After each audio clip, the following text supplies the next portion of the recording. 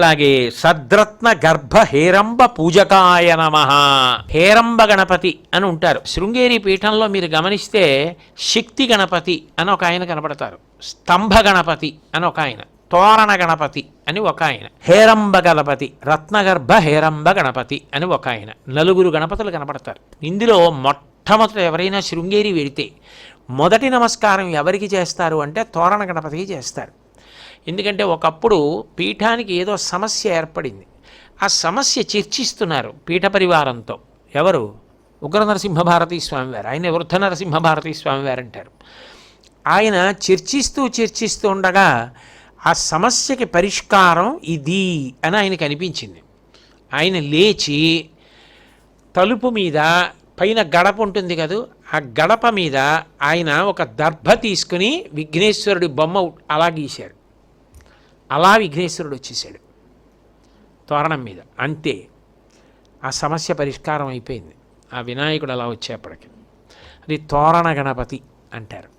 ఆ తోరణ గణపతి శృంగేరిలో అంత శక్తివంతులు. ఆయన్ని నమ్ముకుని ఎంతమంది కష్టాల్లోంచి బయటకు వచ్చారో. అటువంటి తోరణ గణపతి. రెండో వారు మహానుభావుడు వృద్ధ నరసింహభారతీ స్వామివారి యొక్క అనుగ్రహం చేత వచ్చినటువంటి వారు తోరణ గణపతి. అట్లాగే వేరొకరు స్తంభంలో వచ్చారు.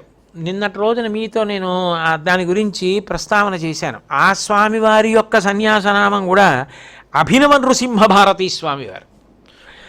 ఆయన ఒక స్తంభం దగ్గరికి వెళ్ళి ఇక్కడ వినాయకుడు ఉంటే బాగుండు, ఎక్కడ వినాయకుడు కనపట్టలేదు పూజ చేయడానికి, గుళ్ళో శక్తి గణపతి తప్ప అని ఆయన ఏం చేశారంటే, ఆయన ఇంకా ముందువారు ఒక విరిగిపోయిన పసుపు కొమ్మ ముక్క ఒకటి కనపడింది. ఆ పసుపు కొమ్మ ముక్కతో స్తంభం మీద చెక్కారు వినాయకుడు బొమ్మ. చెక్కి పూజ చేశారు.